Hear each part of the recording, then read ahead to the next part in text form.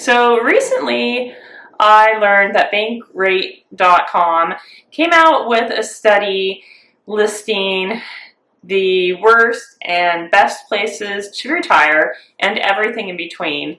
And here's that list. And my state is in the top 5 worst states to retire in. Now, after being in a little bit of shock, I looked at the criteria and saw, okay, I do live in a very expensive state. Groceries, housing, everything in between is expensive. And that was weighted pretty heavily.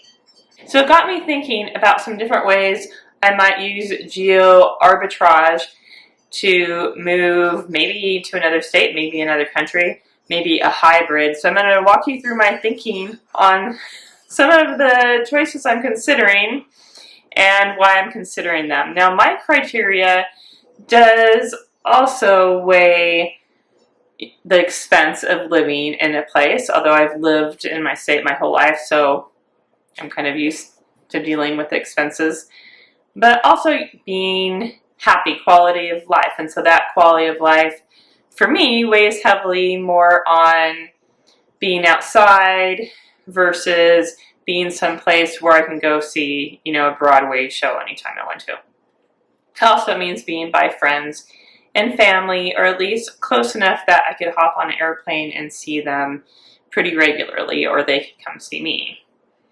And then in retirement, weather will be an even bigger consideration for me because I'll have more spare time and I'll want to spend more of that time outside. So weather is going to be a factor. And also because I have lived in this state, which I love, my whole life, I've seen and experienced a lot of it. I know it well. So if I'm going to relocate, I want to relocate to somewhere that's like interesting and different enough that I feel like I'm on a new adventure just by living there and checking out the local scenery, the local community, and just that it will hold my interest and not be just very similar to my state. So I'm not just going to move to a neighboring state, most likely. I have an adult disabled son, so hopefully he will live in some kind of group home situation before we die, because it'd be a shock to have us die and to have to move into a new home all at once, and just to help him be even more independent than he is. But if I retire in the next 3 or 5 years, there's a good chance that he will be living with us still. And so I want to live in a place that has access to everything he needs as well, and that would be enjoyable for him. So we've got 3 adults, so to speak, to consider. So here are the different ways of using geo-arbitrage that I've considered, and I'm wondering if you have considered any of these or have done any of these or know someone who has. So the first is, I do live in an expensive state, but not every city and town are the same. I could live somewhere north central of where I am, and housing would be a lot cheaper, and the weather would be different. There'd be more sun than where I am now, for example, a lot of the year. And so that is a way I could get cheaper housing expenses and be pretty close to family still and have it easy for my son and be a little interesting because it's a different city, at least in my state.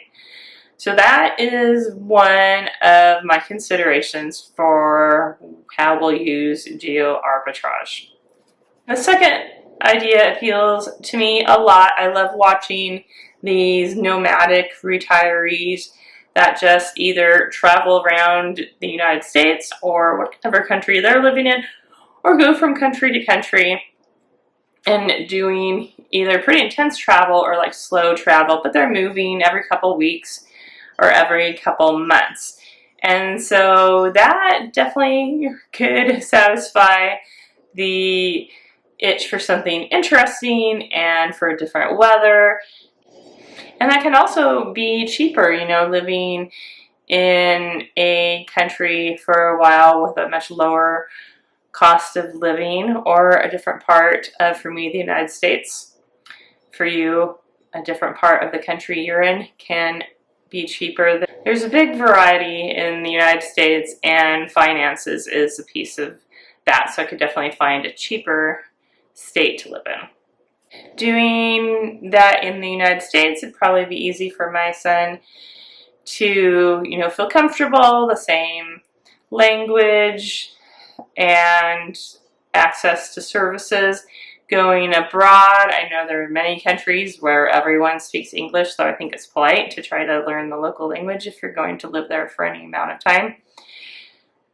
And I think that could be really good for my son too, to expose him to an even broader world, because it would help his flexible thinking, I think, being exposed to different cultures. And being a nomad in the United States and moving from place to place every couple of weeks, I would find very appealing. Also, I think it wouldn't necessarily be inexpensive, though. We'd have to factor in how are we going to do that. Are we going to, live in a camper van or an RV, or try to house sit? The other option for geo-arbitrage is just to actually relocate overseas. There are a lot of countries where it's very easy for Americans to move to and other expats to move to, and they're welcoming. There are countries that are kind of being, I think, taken advantage of. Everyone's going to Portugal, I guess. And so Portugal's starting to say, hey, let's not make it so easy for all these people, because I completely understand that, like, Americans just in modern day just going and moving to a country and like taking over their village with a bunch of, Americans that have moved there is kind of like modern day colonization. So if we moved abroad, I'd really want to research that and be a polite contributor and like not make things worse for the people who already live there. But I do have dual citizenship, so one option would be for me to live in Latvia. We'll see how politics go, whether that would be a safe place in the next few years. It is a NATO country, so hopefully that'll help it out. But hey, if you're Latvian, hello, say so in the comments. But it's very inexpensive compared to the United States to live there, especially outside of Riga in the smaller villages, and they are actively inviting Americans to move there. But that is something I'm considering in my back pocket. That would make it much harder to see friends and family, though, and more expensive to see friends and family. But it is something that is on our list of what we might consider when my husband and I both retire.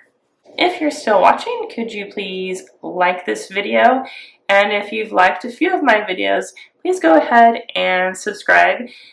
And then, of course, we could just simply move and stay in a new state, in a new city that's cheaper within the United States.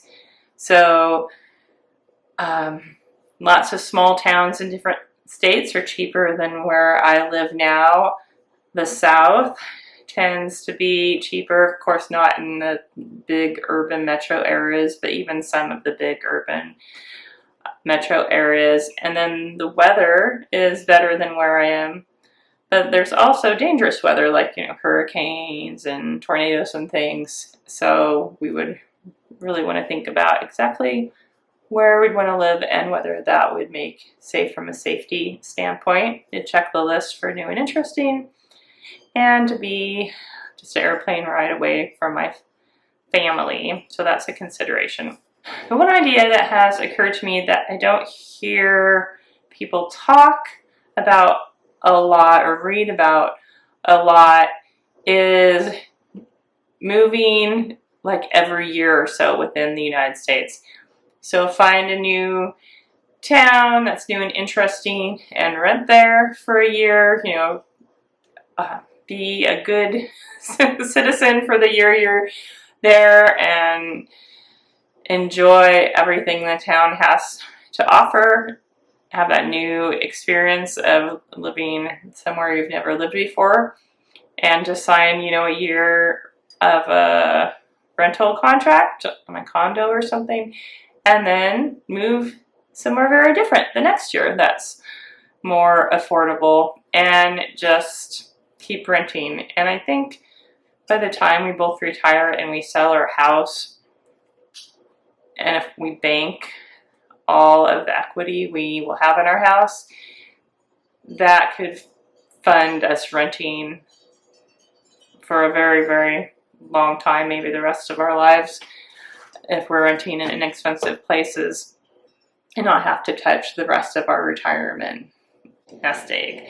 So that's something I'm really considering about, and I'm coming up with my little list of like what a town would have to have before I live there, and maybe I'll share that if you're interested at all. But I'm starting to make a list, and it's just kind of like, you know, planning a vacation. I've loved living in our state, but I'm like, am I just really going to live here and die in the state, wonderful as it is, without ever living in a different state? So let me know if you've done that. Just kind of, I don't even know, it's beyond what I would call it. It's beyond slow travel, like a yearly move. And so I know moving's a pain, but I figured we would just get ourselves so minimized in our possession, which we're really working on, especially since we've helped my parents move a couple times. Recently, it's fresh in our mind that we really just need to get rid of things soon, as soon as they're no longer serving us, and it would make it pretty easy to move every year or so. And who knows, maybe I would move to a town and not want to leave it. That could happen too, so I would be open to that.